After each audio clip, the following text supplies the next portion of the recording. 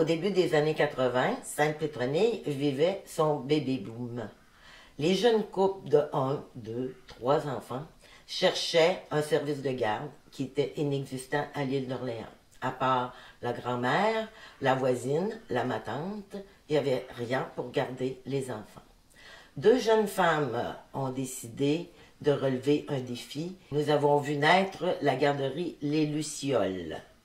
Aujourd'hui, nous rencontrons Madame Hélène Blais, cofondatrice de la garderie et directrice générale pendant 32 ans de la garderie Les Lucioles. Avec de jeunes enfants à la maison, on n'avait pas de gardienne, ni le jour, ni le soir. C'était un petit peu un problème. Alors, on avait entendu parler de garderie. Et c'est en jasant avec une de mes amies, Louise Amel de Sainte-Pétronille, qu'on a parlé de garderie. À ce moment-là, elle m'a dit « Qu'est-ce que tu penses si on partait un projet de garderie sur l'île?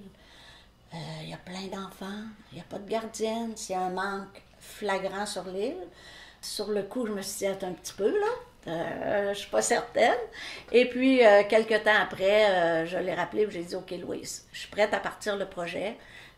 C'est une bonne idée, si tu m'aides un peu, on va partir cette garderie-là sur l'île. Peu importe le temps que ça prendra, on aura toujours des enfants pour l'occuper. » Alors, en 1979, on a commencé à faire la publicité de ce projet-là. C'est à ce moment-là qu'on a écrit des articles dans les journaux locaux et demandé s'il y avait des personnes intéressées à se regrouper avec nous pour faire le projet. Effectivement, la réponse a été assez grande et on a pu mettre un comité provisoire de parents, travailler à différentes tâches, trouver un local, trouver les jouets nécessaires, faire la préinscription. Et en mars 1980, c'est là qu'on a vraiment déposé le projet, à ce moment-là au ministère des Affaires sociales à l'époque. Et on a eu la réponse en août 1980 et la garderie ouvrait pour la première fois le 2 septembre 1980.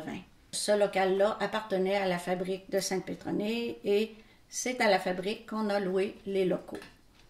Pendant plusieurs années, on a fonctionné avec un nombre minimum d'enfants, c'est-à-dire peut-être une quinzaine, vingtaine par jour. Nous avions un permis de 30 enfants. Après peut-être un an, même pas, nous avions occupé vraiment la pleine capacité de notre permis. En 1999, on a accrédité des personnes qui faisaient de la garde à domicile chez elles. Il y avait de la place parce qu'effectivement, on avait déjà une liste d'attente. Et suite à cette forte demande-là, en 2000, on a ouvert une deuxième installation à Saint-Jean. Cette garderie-là était située dans l'ancienne école. Et c'est en 2009 que la garderie a ouvert sa deuxième installation et l'installation qu'on occupe présentement à Saint-Pierre. Cette demande-là a été faite de regrouper les deux installations ensemble parce qu'on était déficitaires depuis plusieurs années. La demande avait diminué du côté de Saint-Jean aussi. Alors, depuis ce temps-là, nous sommes à Saint-Pierre, à l'entrée de l'île, beaucoup plus accessible pour tous les gens de l'île. On fonctionne à pleine capacité, 63 enfants par jour. Comparativement à, comme on a dit, à 10-15 quand on a commencé, avec 2 éducatrices par jour, une cuisinière et moi à temps partiel. Présentement, on offre environ, incluant tout le personnel, 22 employés et on parle d'un chiffre d'affaires peut-être pas loin d'1 million. Alors vous comprendrez que ce besoin-là était vraiment réel.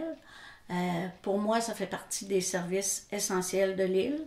Au même titre que les écoles. Nous, on débute les enfants à 17, 18 mois et même plus tôt. On a déjà eu des poupons de 4-5 mois et on les rend jusqu'à l'école. Alors, je pense que oui, c'est un besoin, ça en sera toujours un. Et je voudrais terminer en remerciant toutes les personnes qui ont travaillé de près ou de loin, toutes les personnes qui m'ont épaulé, qui ont fait partie des conseils d'administration et tout le personnel d'avant et de maintenant. Je vous remercie et longue vie aux Lucioles.